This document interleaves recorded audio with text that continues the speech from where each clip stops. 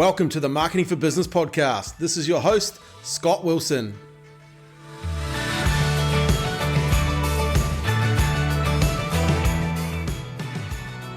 Chris Tacon, welcome to the Marketing for Business podcast. Thanks, Scott.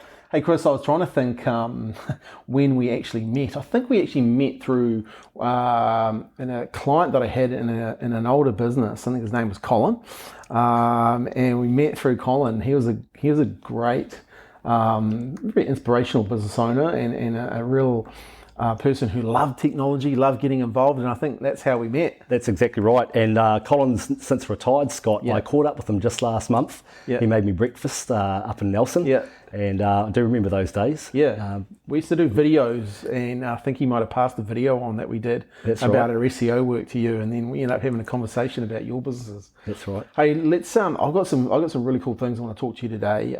Look, I know I've seen you grow your businesses over the years to very successful, and especially in that tech space. I'm really keen to talk about that tech space. Sure. And how you've grown those businesses. We'll talk about the early days, some of the wins, some of the losses. Yep. Really also keen to talk about the new technology, the AI that you guys are getting involved with. Sure. Some of the stuff we've talked briefly about over our last couple of catch-up. I just find that fascinating for business owners. And I don't think enough business owners understand what's going on. So really keen to have that chat with you. And then we'll talk about marketing and mindset. So for sure. Let's start off. Hey, how did you get started in business? Well, actually, I think the first thing for me was my father and my stepfather both worked for themselves. I was kind of expected I would get into business at some point. It was always not really an aim, but just a feeling that I'd always get into something on my own. I ended up in my, mid-20s working management level for a 3PL business, a supply chain warehousing business. And out of that, I'd won a computer a few years earlier. Really? Actually, while I was at high school.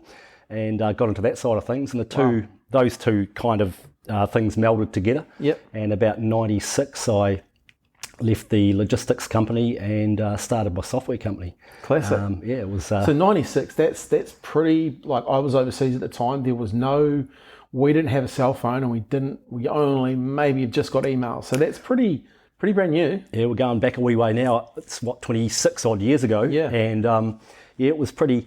It was pretty early in the computer sort of age, but I guess I saw an opportunity there, having a bit of an understanding about the computers and how that apply to that industry. And my thought process was I could help a lot of people and get started on that. And interestingly enough, our latest business is all around that again. So it's come full circle. Which is exciting. Yeah.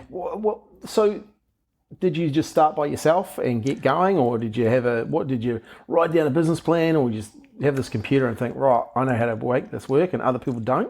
I had the support actually of a couple of people around me who encouraged me to some good mentors, I guess, and it's something I've really followed through to today. But they backed me and said, look, have a crack, and we're there to help you. Yep. And I had a bit of backing from my stepdad.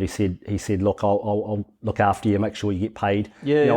I didn't own anything back then. I had a 1-year-old baby. Yeah. Wow. So I was fairly brave looking back. Like, that's a lot of courage to go out on your own. And but having those people standing behind me, I think, really helped with that. And then, within 3 months, we were doing okay, and we very quickly sort of got our feet on the ground. And so, what specifically were you doing? I was anything I could, actually, to be honest. Back then, I mean, I guess the aim was to write software. Yeah. But I was everything from building computers, buying parts off local providers, and again, it was very early in the computer sort of age, so a lot of companies didn't have any of that equipment. No. So we did everything we could. We made websites. At one stage, we were doing everything possible, networking. I know my brother was working with me for a while doing that. We even used to go into banks and clean their computers. Oh, really? And places like that. I had a couple of students doing that for me. So everything we could get our hands on, really. Yeah, and railing around that tech space. I know at the time, I think 98, I started working at Bond & Bond. Oh, yeah. And I saw computers come out, and it was amazing the amount of people that started to buy computers.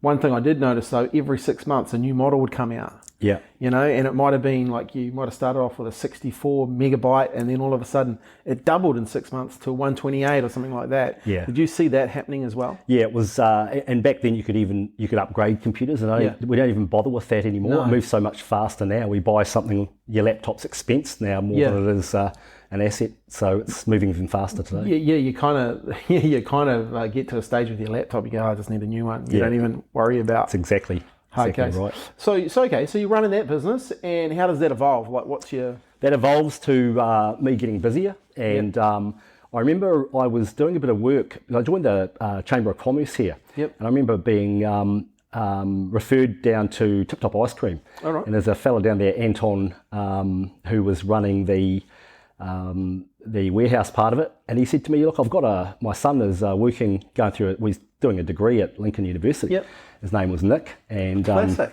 I think you know Nick. Yeah. And after about 3 times visiting, and every time Anton would sort of spur me on to give Nick a bit of a call, I got in touch, and before too long, Nick was putting computers together in his bedroom. Yeah. In Hawesville there, not far from us. And so that was our first employee, I guess. Classic. Did you have a business name back then? We were PCS Data back then, and that was short for Practical Computing Solutions, which is a big, long mouthful. What I sort of saw back then was, people were not practical with the way they were approaching their technology, and there were some real wins to be had by taking a real no-nonsense approach and just dealing with the problem. Classic. And how were you getting business?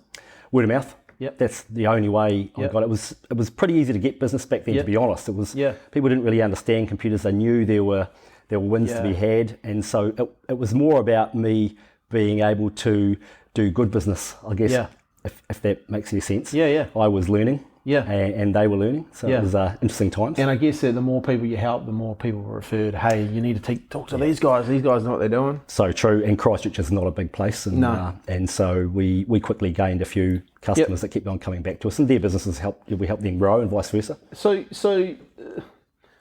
the vision for the business back then was to keep being busy, right?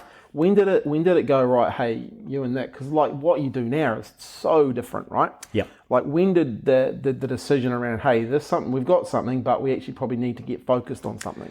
Yeah, that's a good question. We got busy enough that we were needing more people, and we had a software side to the business. Nick had finished his degree, and he was very good in that space, and I had a little bit of an understanding of it, and wrote some very early stage computer software bits and pieces. And we realised then that the hardware side of it, the computers and everything like that, was low margin stuff and becoming more competitive, and the software was where it was at. So we kind of split it in two, sold off the hardware part to a guy who's working for us, about our third or fourth person on board there. Cool. And we concentrated on the software from there, and just decided to get cracking, changed our name. And what was the name you changed to? Became Global Office. That's how you came Global Office. That's cool. That's So the focus then for Global Office, were you looking at, opportunities to solve problems? Or were people coming to you and going, hey, Chris, we got this idea and we just want someone to see if they can build it? Like, what was the... Well, actually, it's a bit of both. We had this idea that we could build things and they would come, which you commonly see, right? Build these great things, and a lot of these things hadn't been invented yet, and we were going to be gig in ears, I think was the telecom ad of the time, and we had all this leading into the year 2000. Yeah, exactly. It was interesting times, and so we had a lot of mistakes to make, obviously, and went through that process. And then it was a bit of a combination. We had people that had practical things they needed solving, and that was really what got us through. We tried a few I guess efforts to build something that we thought would just sell, and people would just turn up and buy multiple copies of it. We were a bit early on for that, and the technology was not quite there for us. So what was that kind of stuff? What were you trying to get into there? Well, we tried making things like what you would see as say WordPress. So people are able to put their own websites together. So do it yourself, DIY websites or something like that, and people could add their own content, so content management systems. But we were quite new at the game, and there are a lot of gaps to our business model back then. And certainly if I look back at my my father and my stepfather, I think they had the same approach. There's no really sort of formal business plan to the efforts that they had early in their careers. So I had the same sort of thinking, and it was to my detriment back then. Did you find you were going 2 steps forward, maybe 1 step back quite a bit? Like, is that how it was rolling? Yeah, it was a little bit like that. We had some wins, obviously, and what we really did well, I think, was when we made a mistake. Nick and I learnt very quickly, what we'd done wrong. We were always quite analytical about that. What have we done wrong here, and how can we do it better next time? And I think that's been a key part of why we're still around today. I guess that's the engineering kind of brain that you have to have when it comes to software, right? Like, there's reasons for it to fail, so let's work out those reasons and then make sure next time that's not going to happen. Yeah, exactly right. And observing mistakes of others and how what they might be doing, like our competitors around us, and then analysing that to the nth degree, probably too much sometimes. But I think the good thing too is that Nick and I are a little bit different in the way we think. So we're quite fortunate to have teamed up. And Nick's a lot into the detail. He's incredibly dives into that detail. I'm a little bit bigger picture, and then not long after that, we added a few more key people, Phil being the next guy. Yeah, true. Yeah. So that's, like when you, like I love the journey, obviously learning along the way and getting better. What were some of the cool projects that you worked on, like some of the clients that you really like doing business with? That's a great question. I think probably the scariest one for us was putting together the production management system for Intersport, and that was based in Hong Kong and Shenzhen.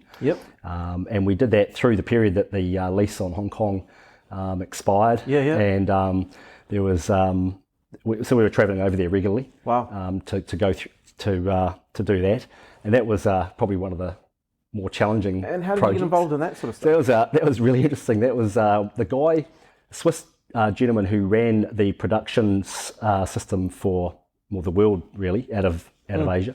He had a farm down here, and up in Waipara, and a mate of my stepdad's was managing that place, and so we got connected. He was here one Sunday, and my dad rang up and goes, "This fella's over here visiting. He's got a virus on his computer. Can you help him out with it?" So Sunday afternoon, I'm doing this, and I went to invoice him, and on screen was a system that I'd put together myself. And he goes, "Oh, where did you get that from?" I said, "I wrote it myself." And he was like, "Do you write software?"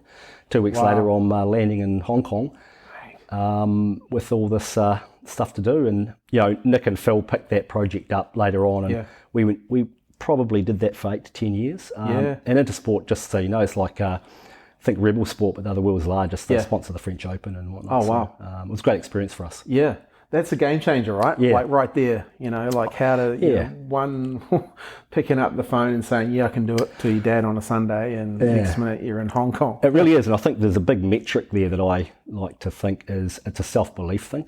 Like it was pretty scary for us saying that we could have a crack at that, and there's a lot of it we didn't really even know how to do. It was the old build the plane while it's flying kind of scenario, but we worked hard at it, and we managed to get it across the line, and we learnt a lot. The biggest thing was the self-belief. It really was. We really thought once we'd cracked that one that nothing could stand in our way in terms of what we took on technically anyway. So it was good. And how was the client? Were they like just way different? It was really interesting actually, as you can imagine, going to another country and understanding how they did business. I remember the first time I went there, I was paid in cash as I left the airport. And it got me a bit in trouble coming home with this, so that I got stopped at the airport with all this cash on me, and why, and they didn't understand. I've been just been in Asia with cash. Well, I've been up to China for a week, and I stopped for one night in Sydney and had a few beers with a mate, and I ended up back here in Christchurch and got sort of stepped out, and they wondered why I had all this money on me, so they had to ring up, and it was interesting. That's funny. The things you get yourself into business, right? So obviously, you use that client to then bounce into other projects, and all of a sudden, like you are global office. You're actually dealing with businesses around the world. It's it was good to be able to cite that bit of work, because obviously the larger software projects you get involved with, people need to understand and trust that you can achieve what you say you're going to achieve for them. With large projects, they're worth a lot of money, and people are investing a lot, and especially if it's a small to medium-sized business, it's as much as a house for some people. True. So you've got to have an element of trust. Being able to point at that and say, hey, look, we've worked on that sort of world stage, international stuff, that was a big trust factor. Yeah. You know. Do you believe in like serendipity and that sort of stuff and that sort of things happen? Well, So it's like, I'm a bit of a skeptic when it comes to that sort of stuff, but you know, I think that if you have a bit of self-belief and so one thing I obviously you could fix the guy's virus. Well, that's true. Managed to. That was a pretty easy one. Yeah. No, it's it happened. So why? Okay, so you know, you're obviously starting to get some traction now. Yeah. How did you go about finding, you know, employees, and how did you go about, you know, pulling the trigger and when to? Because they're not like your industry. They're not cheap people to hire, right? No, not at all. So when you're looking at what you're going to hire, you really have to make sure you know, what was your process there? Well, actually, that's probably the important question, isn't it? I think that we had a fairly good understanding of what they needed to know technically. But one thing we worked out very quickly was there was no common thread of what made a good software developer. So we were like, why is that? What could we find? And Nick and I remember having a conversation years ago with them, and we realized that they're all artists and that we needed to treat them like that. There's 1,000 different ways to approach the same software development, bit of work. So they all would think that theirs is the best way. Yeah. And so we developed some kind of, I guess, internal philosophies about how we would interview people and what we would be looking for. And they persist today. We're quite different from a lot of the more modern businesses that you might see with our approach. So it's paid off. Yeah. So anything specific that you can share that really worked, or is that IP that you don't want to give? No, I'm happy to share. I'm happy to share some of those. One of the things we worked out very early on was working from the office. So, you know, the new way of working at the moment, and there's a bit of debate around that, and I know Elon Musk has been keen to give everyone back to the office. It's controversial. Is this, we to this day would work from our office. We don't stop people working from home if they have sick children or if there's a need to, or a COVID lockdown.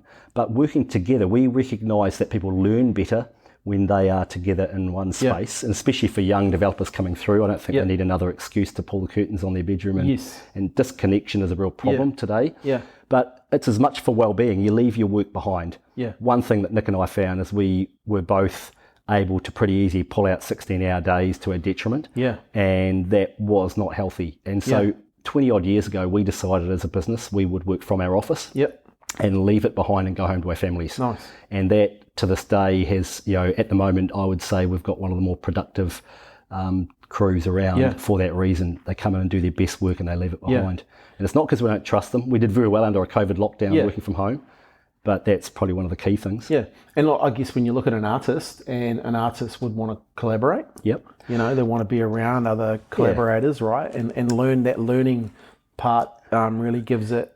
Yep, that's true. One thing with the artist scenario, so we might have a team of 5 working on a project, and they might all differ in their approach. They'll have a debate about it, and we'll encourage that debate. And we call it respectful conflict. And it's whoever's idea is accepted as the best, then everyone's right on board. Nice. A little bit like, I guess, if you were playing a game of football, a game of rugby. You know, it's raining and someone says we should play a defensive game against the side, we'll never beat them. And someone says, no, we'll never beat them unless we play a wide attacking game. Whatever's chosen, you don't go on and play half a game if it's not your idea, right? You get them behind it. Well, commitment to the strategy is important, right? Exactly. So I think you brought up a really good point there. Well, actually you did, around mental health, and how I know working in our environment with always at computers, you know, and challenging people all the time. Hey, you need to get out today. You need to be walking around. You need to be actually doing stuff. We've got stand-up desks, you know, all those little things. And we're the same. Like, you know, we don't take a lot of work home. No. You know, it's at the desk. I completely agree. I think disconnection is a real problem. And, you know, I think that getting people together in the room, we accept that, or we know that making a real effort to work on our people outside of their technology knowledge brings us great returns. So, you know, that includes making sure they're not overworked. Making sure that we are aware of what's going on, you know, in their lives outside. We know their partners' names. We involve the partners and families as much as we can. All of that stuff is very, very important. It's part of that whole culture, and I think that's something I've noticed from you. Very good at building a culture in an industry that's probably, you know, there's a lot of you know, if you look at the Googles, the glossy side of stuff of that culture, which a lot of people, when you get down to it, don't really want. You know, they want actually people to care about them, to look after them, to know what's going on in their life, versus having a pool table and even though you've got one and stuff, but like some of that glossier stuff. Yeah, you got to look behind that stuff, I think, and that's the better people, better All Blacks, right? Yeah. And so we are always, you know, like for instance, we would at all stage have something happening for an employee outside of work that we are backing them with, whether it be someone who's come to work for us from overseas who wants to be involved in a Kiwi language scenario, or learn something outside of their core sort of work skills. Yeah, that's awesome. We've got to keep investing like that, and you get the returns back straight away. Yeah. Also, I think also it's important to note that we keep some sort of basic rules in place, like our 9 a.m. stand up, which is and look, it sounds a bit old school, but if you're there at 9:01 and everyone accepts this, they would head down and make a coffee. You can't join in at 9:01. There's got to be a line. Yeah. And that sounds incredibly officious. Yeah. But actually it works well, and everyone buys into that when they come to us. Yeah, we have the same 9:15 every day. Yep. Stand up, and it's what are you doing yours? Yeah. Well, we have a number of rules, and they've developed over the years. We throw a softball around, and you get a minute to say your biggest achievement yesterday, and then what you plan to do today. We ban words like hope. I hope to get this done. There's little things like that. Or try. Someone literally wears a policeman's cap. And you know, if you drop the ball, you got to pay a penalty. Nice. And then each day's got a theme as well. Thankful on Thursday. Nice. Hat tip on Tuesday, either hat tip someone else in the team.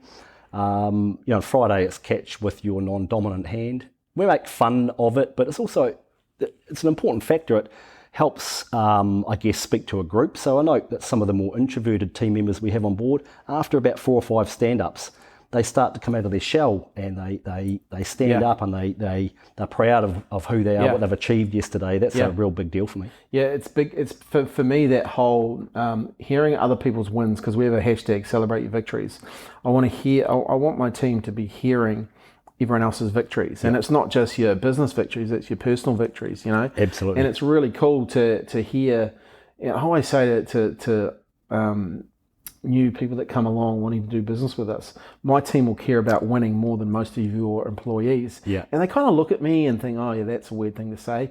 Well, 4 or 5 weeks later into the gig, they realize that my team actually wants them, you know, because they start to experience it. And I think it's a really cool thing that as Kiwis, we're probably not taught to, you know, we're not put ourselves up and celebrate things, but I think it's a great thing to do. So it's a great thing to do. I completely agree. We're taught to be very humble about it, aren't we? You know, you see again the All Blacks reference, but you know, to score a try, you don't jump up and down. Jeff Wilson broke the mould with a few celebrations. That was scorned years ago, wasn't it? But look, we don't have to be rah-rah about it, but I like the themes that you've put on it though, like being thankful Thursday. I think that's a great thing. I know one of my team here will listen to this, and we'll start implementing that. And I'm not going to bring it up to them, and they'll bring this up. So it's a great, just a spin to put on it, right? Well, there's actually a lot of study being put into this sort of mindset stuff around there. If you think about prayer, for instance, you know, or saying grace at a table, a lot of those sort of things are around being thankful. Yeah. And so it comes down to being human. Yeah. And I think it's important. Well, in an environment that's very technical and very computer based, I think that's the key to it, right? Like, absolutely. You know, you've got to have that, otherwise, you know. And look, I know that from talking to the businesses that do this sort of stuff, they get more buy-in, they have better culture. They do. I always talk to people that want to come and work here, and when we talk about that, they're like buzzing. Oh, do you really do that? Like, oh, I wish I had, you know. So there is something to it. Definitely. Hey, so let's talk about a couple of things though, like because you've built some really good products in a couple of niches. So let's talk about the first one that I met you with, which was Go Roster, and how that evolved over the years, and specifically the niche that you picked and how you grew that. Sure. So, well, for a start, it's important to note that, you know, most of the business up until then, in fact, all of it had been really around us dropping the build it and they will come scenario and doing what we call bespoke one-off applications for companies. And so with Go Roster, some good friends of ours, they own some bars and restaurants, and they came to us and said, hey, look, we've got a bit of a problem with staff rostering. And these would I'm thinking the year would be about 2006, so just prior to Xero launching actually. Yeah. And we looked at the problem they had, realised they had 2 or 3 sites, and after thinking about it, we said to them, why don't we make something we can sell to other bars and restaurants? Wow. And away we went, and no real experience in building a product that might go international, but it ended up, we have ended up building a good wee business. Yeah. We learned a lot along the way. It's still running. Yep. And it's helped us learn the difference between building a SaaS product, as they call them, versus a one-off project for a business. Yeah. So they're quite different in every way almost. Yeah, yeah. What were some of the key learnings there? The key learnings with GoRoster, from a technical perspective, I think the key learnings there were the difference in architecture. If you are wanting to build a product that is going to scale massively, again back to the 1,000 different ways to do the same piece of software development, you would take an entirely different approach building a product that you want to be cast iron when you have 1,000 customers than if you have one. And that's not to say it's any less effective, but under the hood it has to be designed differently. And we learned very early on we had to take a different approach and separate a team out from our general team for that. Did it feel like the Go roster was never finished? As soon as you brought more clients on, like they'd give you ideas and go, oh, we want this, and if you would buy it only if you had that. Did that kind of happen? Oh, look, I tell you where all of that went. I remember going to Queenstown with a mate of mine, Campbell, and we went down there and came back with all these. Yes, we'll take it if. And so we very quickly got, I think Phil was driving the project at the time to put all these features in place, and then we'd go down there, and all that did was encourage them to ask us for more. Oh, now we'll take it, but it's got to have this as well. And we soon ended up with a feature-rich pizza, really, in pieces all over the place, and we had to peel it back and start again, essentially. And so the learnings from that, obviously, one of the key things there is you split your team, right? So you had to keep the team focused on the day-to-day, and then you've got your build team over here. What were you doing to grow it from a marketing perspective? We knew nothing about marketing. I know we'd met you, and that was a big help and helping us understand a few things. One of the earliest mistakes we made at the marketing side of it, I remember, was the product had real appeal to the bar manager. And so, because we'd built it for that purpose, operationally they could roster their staff and they could send text messages out. And this is pre-iPhone day, by the way. So, and so it was really effective, and we were marketing to that person. The problem was we weren't converting, the sales that we thought that we might. I remember having this conversation with you about why. And then of course we still didn't understand. So we put out a bit of a questionnaire, and the last question, I think you asked us to put it on there, it might have been, do you have the authority to make the purchasing decision? And it came back quite clearly, they didn't have a company credit card. No. And so they go and ask their owner of the bar, and the owner of the bar said, just do your job, I'm not paying for that. They didn't have any sense that a SaaS business, again quite early, would make any difference. So that really taught us marketing to the right person and finding out what is that person's persona, and what are they influenced by. Great learnings, I remember one of the key things there was who was actually who was influencing the buying decision when the user kept telling the bar owner or whoever, hey, this is awesome, we like this, and that was. So I think you ended up giving more credits to the end users or something like that. That's right. That allowed you to because the more people use it, the more everyone got indoctrinated into the product, right? Yeah, that's right. And then before too long, we were fortunate enough to grow that business, and it's still to this day rosters Eden Park. I always like to say when the All Blacks win, it's partly because of their efficient rostering. But look, we get a lot of migratory sort of business, so people would move from one bar and go overseas and ring us and say, hey, can we use GoRoster in Ireland or Great Britain or Dubai? We had one stage. And so that was really big for us. Hey, look, let's look at Eden Park. The All Blacks haven't lost there for 36 years exactly to Australia, so there must be something to it. Okay, so you've grown that, right? And then now comes along another opportunity, which you kind of touched on at the start, where you've come full circle.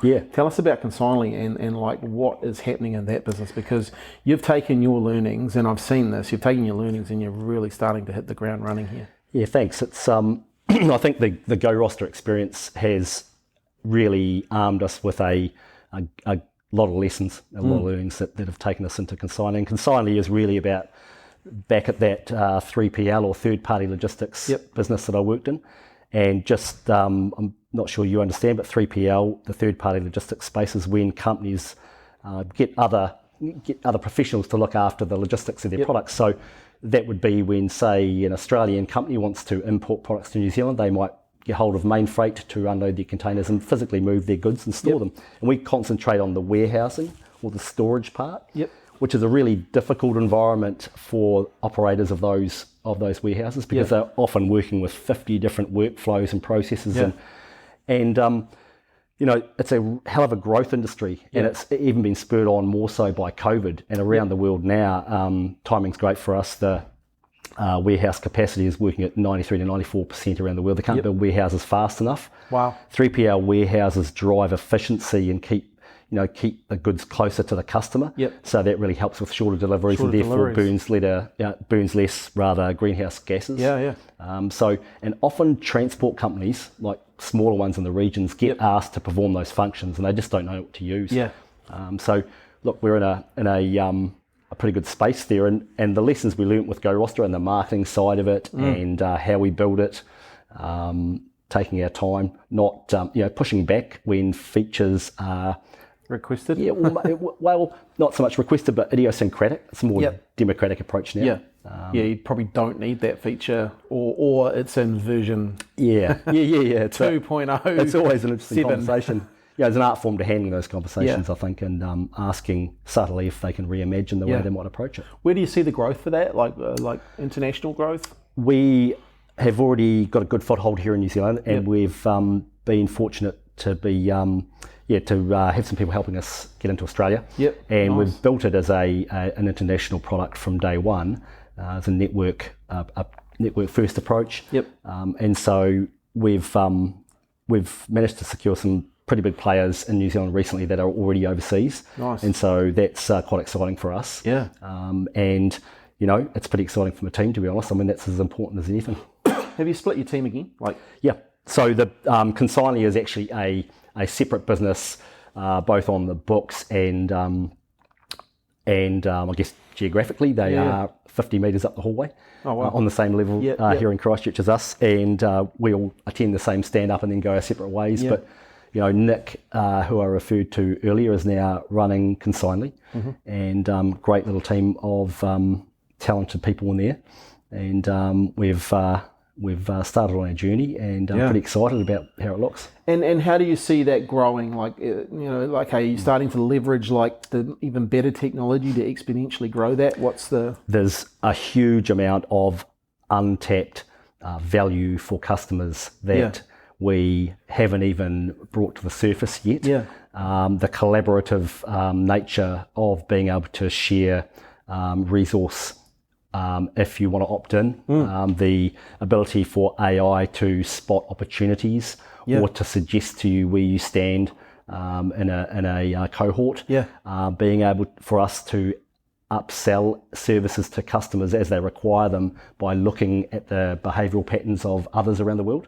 For instance, someone may offer an animal food company 3PL services in a part of New Zealand, and then we might see that happen in Australia and South Africa, and they may have certain traceability requirements. We know then, as other animal food customers are loaded into other 3PL warehouses, that these services might be the best fit for them.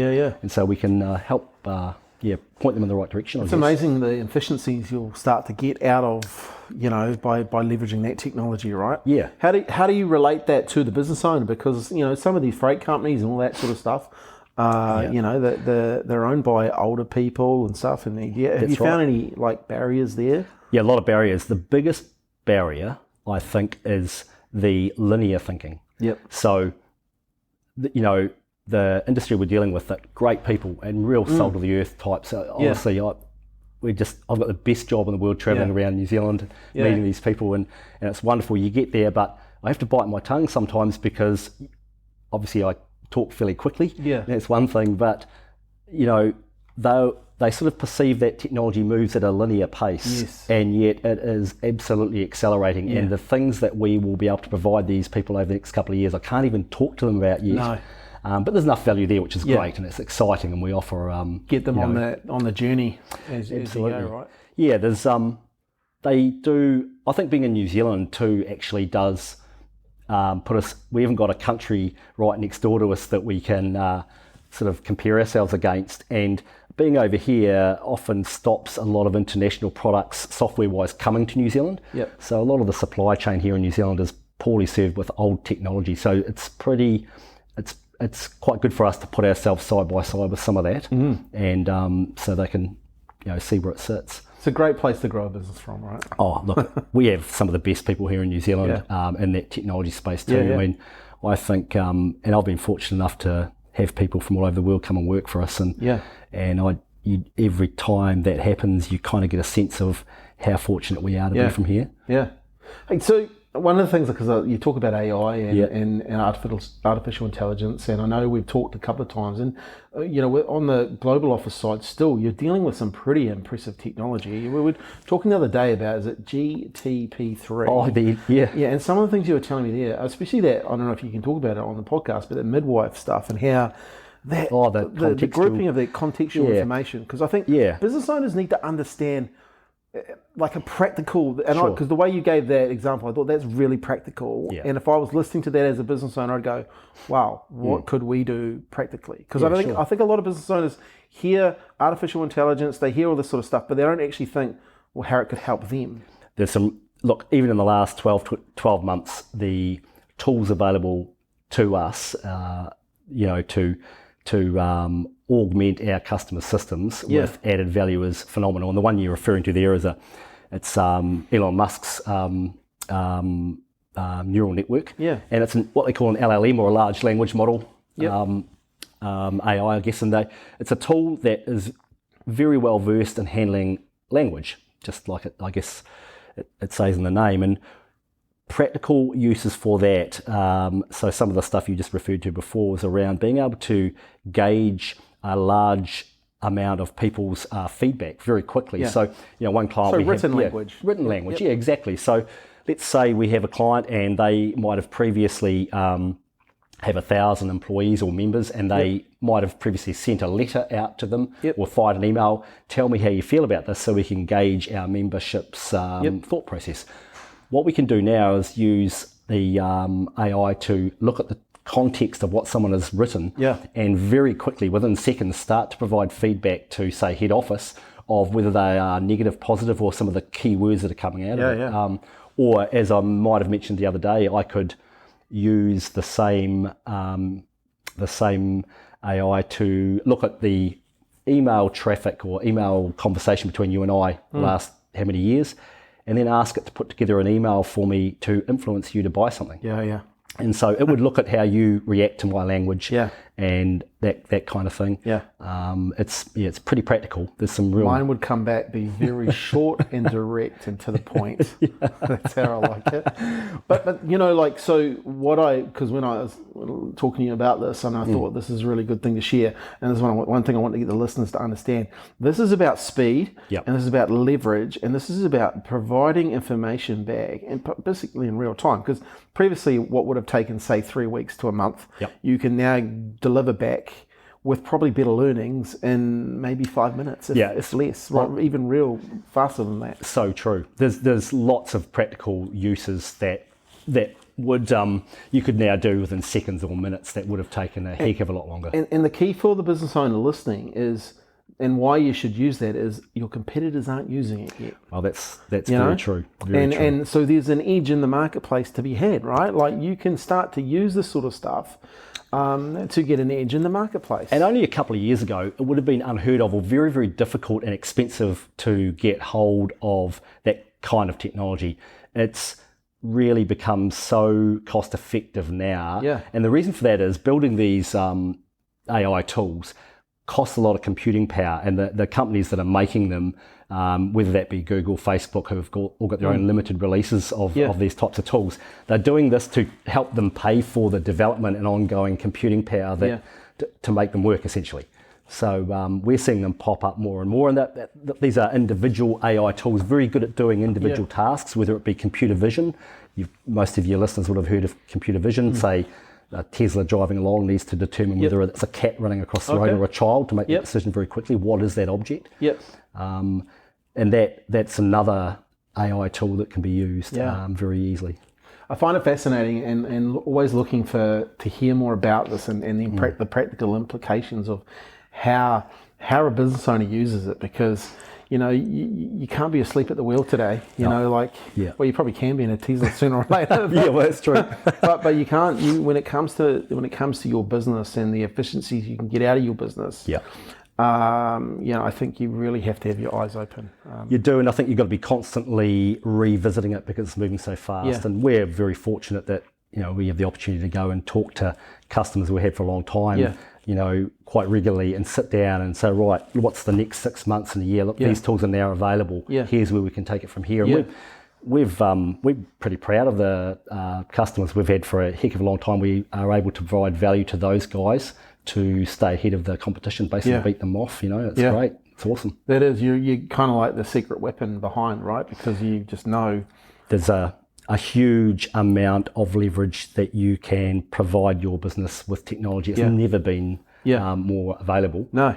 So I'm as excited as I've ever been about it. And that's some of the cool things, right? It's never been more available. And the more you learn about it. Hey, okay, so let's switch gears and let's talk about marketing, because I know it's one of your favorite topics. What I'd love to to get to this point, successful in business. What have you learned about marketing? What have been some of your takeaways? I think the consistency, and that's not something I'm particularly. I have people around me that are more consistent than I am. And so I learnt, I guess, quite early on that there are people better, than we were at doing it, and we should involve them and invest in it, and that it needs to be something that is very like technology, actually, that we revisit regularly, and that we adjust our message accordingly. These are things that we didn't know, and we've learnt them over the years. We're still not experts at this stuff, and we still involve people from outside of our organisation to help us with it, and I think we'll continue that. It's a whole science. It's a whole science to us.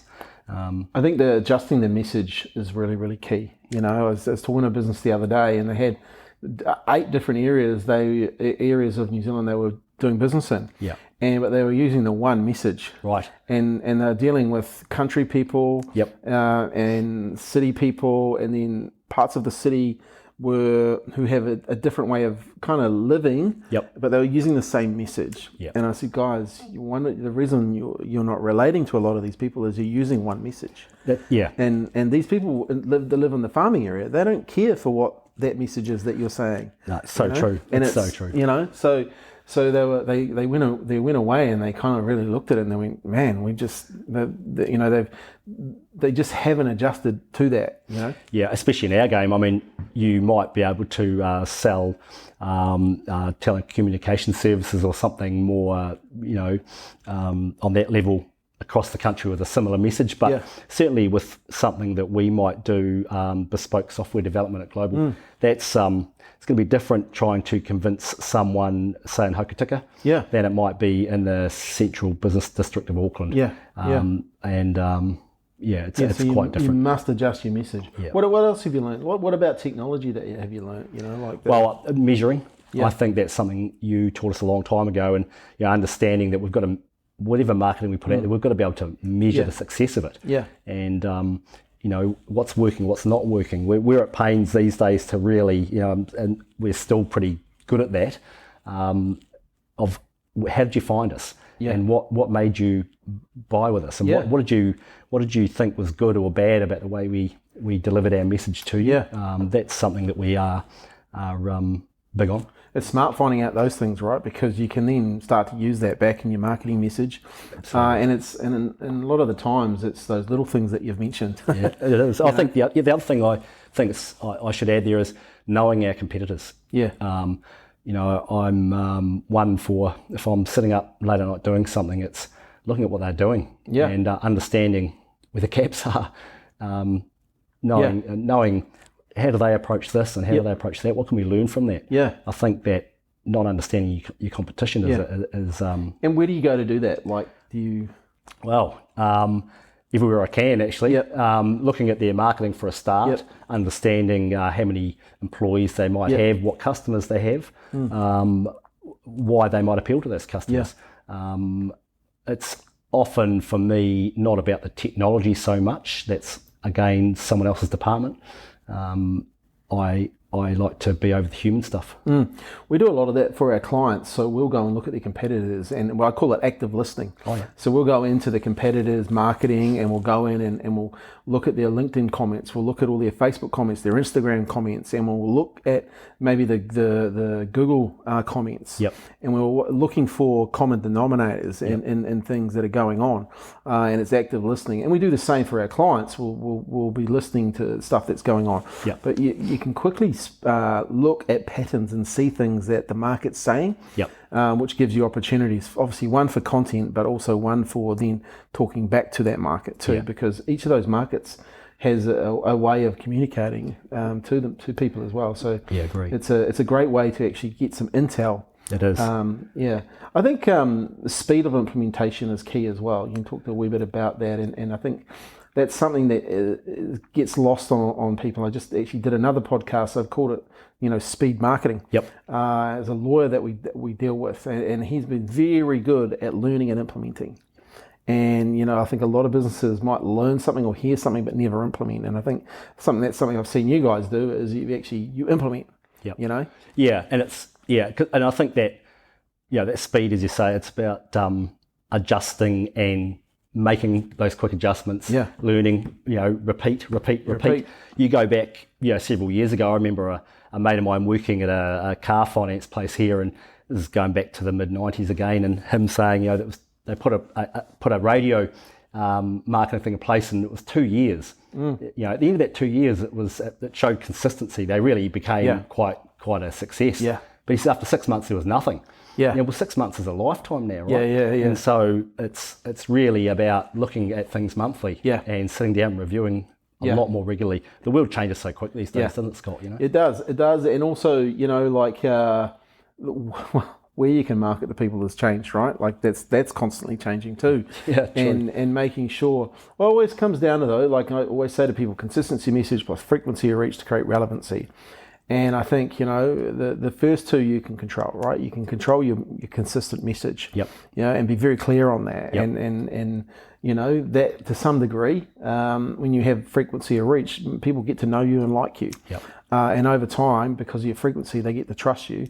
And when you become relevant to them at that time, they buy from you, right? And I think a lot of businesses, they miss those two things, so they never become relevant. And I think the hard thing for us to grasp with marketing over the years was the value of it, because you can win business in New Zealand with word of mouth. And so you feel like you're doing okay. But it's as we realised with Go Roster looking offshore as well, that the value of it became, we realised it then, and now with Consignly we realise that actually there's a lot of work to do. And you could have actually gone a lot faster with Go Roster and dominated the market share a lot quicker. But that's a learning, right? Like it was a great learning. Learning, and you take that away. And I think a lot of businesses, you're right, in New Zealand, they do the same. They think, we'll just grow by word of mouth. And it's not till they actually put some good marketing in place, and then they start to go, hang on, this is the way. Different. And it's kind of, I know from the clients that we have that we've been working with for over 7 years, some of them now in this business, they market when it's going good. They market when it's going bad. And that's their secret weapon. They just know. And then they know in the bad times it gets cheaper because no one else is advertising. And they just grow their market share. And I've seen businesses over the years. It's funny, we had someone come to us and said, I want to work with you because we're friends with such and such, and we want those results. And I was like, cool. And I was like, and he goes, and we want results in 90 days. And I kind of laughed and I said, mate, that guy's been working with us for, like, at the time it was 6 years. I says, you're not going to get the 6 years results in 90 days. And in fact, you've got what I call the 90-day nightmare. You know, that's never going to happen. And if it, you know, it's you have to be consistent. We've been down that road and we've been those 90-day, you know, on those projects before, and there's nothing happening here, and you know, away we go and move on. But it's again, great learnings. Yeah, it's consistency and keeping at it, and trusting that your message will get through. Yeah, I think that one of the things that Nick and I realised when we tried, you know, going back to the early part of the conversation when we were talking about build it and they will come. One thing we realised then was, you know, things have to be sold, and they have to be put in front of people, and that marketing message is so important part of that, right? So as we started to have people come to us with opportunities, we'd often be talking to people about their own, you know, building their SaaS business for them. Yeah. And at multiple times over the years, we'd be sitting down. I remember one young fella came in with $1 million because his parents had sold the family farm and wanted to build basically a zero from, you know, again. And, and trying to explain to them that really that size project is going to take another $1 million and actually getting the message out. You can't just build it, you know. We were fortunate to learn that early on before. Yeah, that's a huge lesson, because we see that people, when they get some video created, right? Yep. They spend too much on the production and not enough on the marketing. You know? Yeah. And I was actually telling a lady before, she was talking about video, and she said, what should I spend? I said, well, whatever you think you spend more on marketing. Yeah. And she goes, why is that? And I said, well, we went and saw a potential client once, and they'd probably spent around 30 grand on this video. And then I went to the YouTube channel, and it had 63 views. Yeah. And I was like, what a waste of time, right? So yeah, you're so right. You know, whatever you're looking to build, you've got to have the money to get it in front of people. It's so true. I often wonder what happened to that young fella, and whether some other, sadly, software company with less bloody integrity might have taken his money. Yeah, but, they no doubt would have. Hey, so one of the things, and one of the reasons I think we get along, is obviously you've got a very forward-thinking mindset. How have you grown that mindset over the years? Like, you've mentioned mentors and stuff like that. What's been some of the key things for you for because you can only grow a business as far as the owner's prepared to grow, right? And that's one of the things I see. And I see the successful business owners I see have really got a really good mindset and a growth-focused mindset. What's helped you over the years?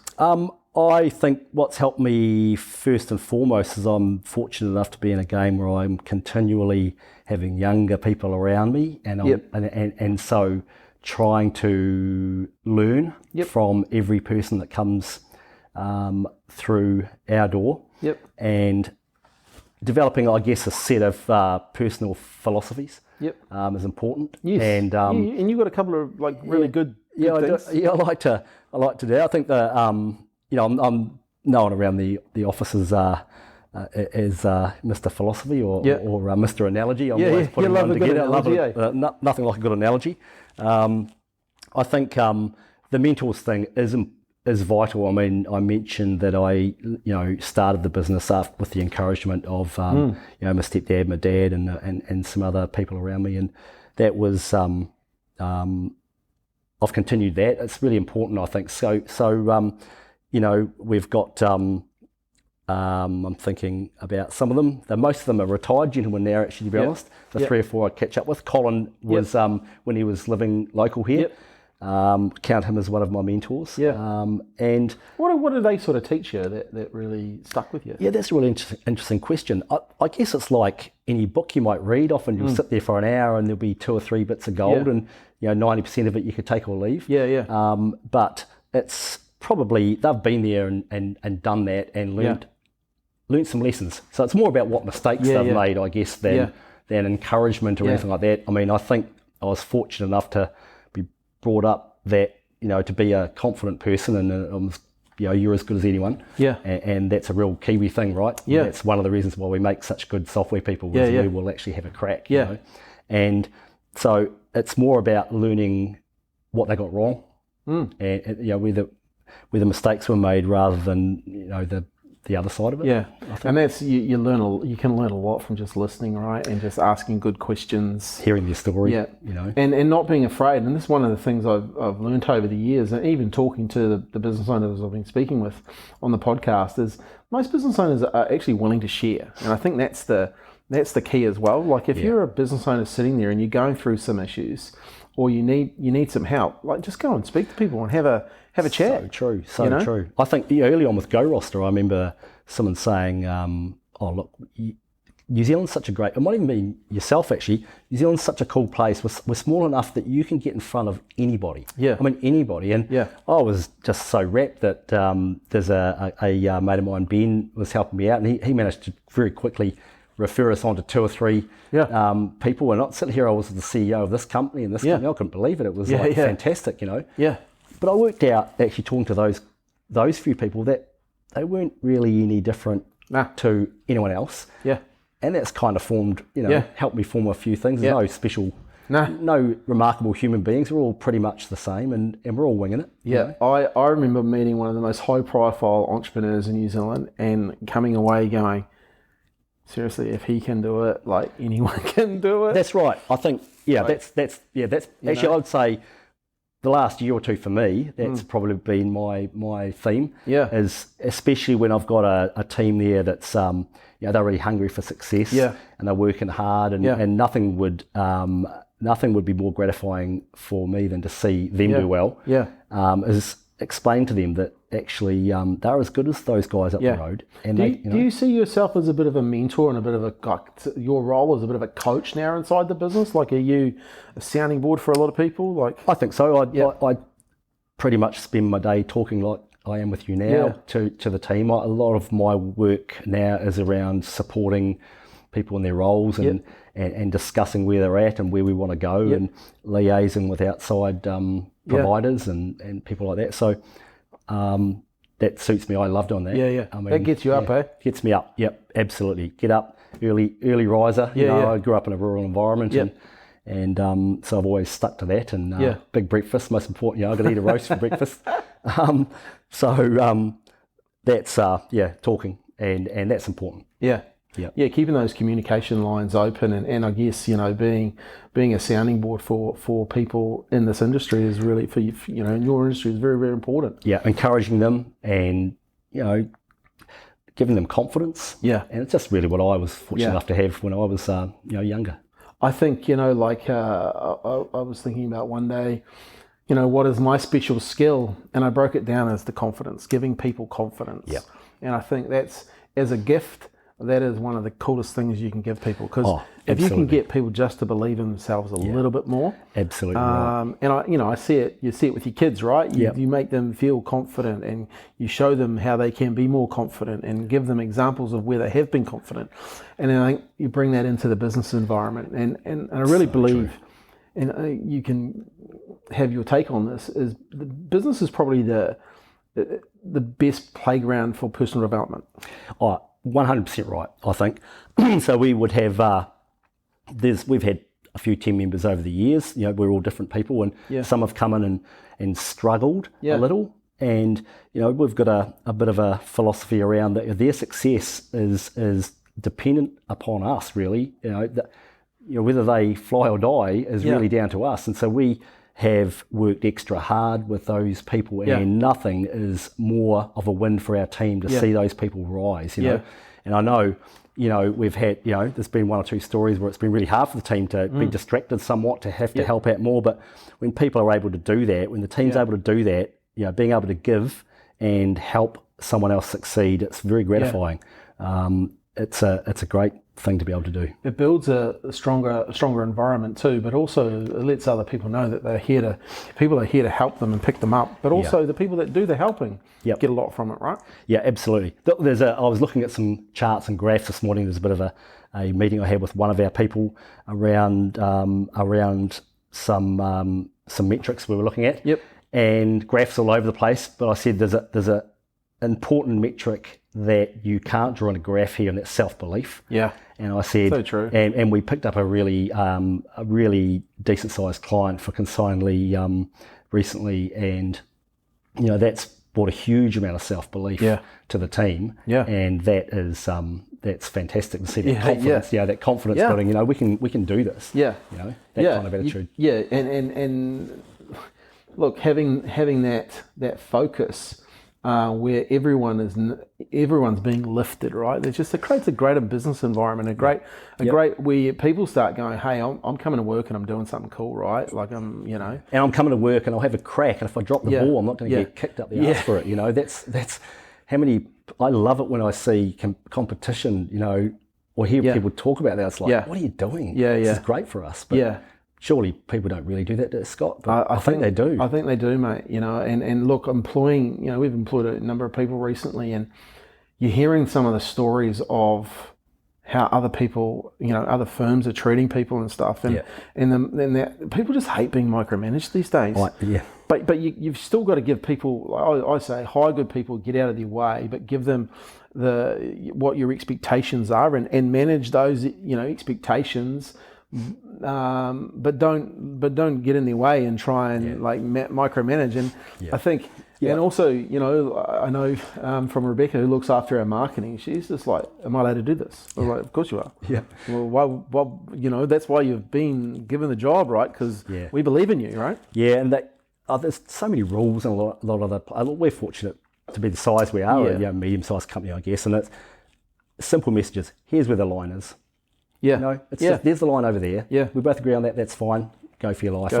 It's very much about that. And you get the best people doing their best work. You do. We pretty much, you won't find big endless job descriptions from us. That works for us still. And we hire capable people, and we give them the tools they need, and then encourage them to do their best work, and it's going well. So good. Hey, Chris, this has been a great chat. I really enjoyed it. You've given me some great insights into the technology space, but also how you manage people and how you manage yourself. So I really appreciate you taking the time to be on the podcast. If someone wants to get a hold of you, if they've got a software project on or something like that, or they need some help in the tech space, how do they get hold of you?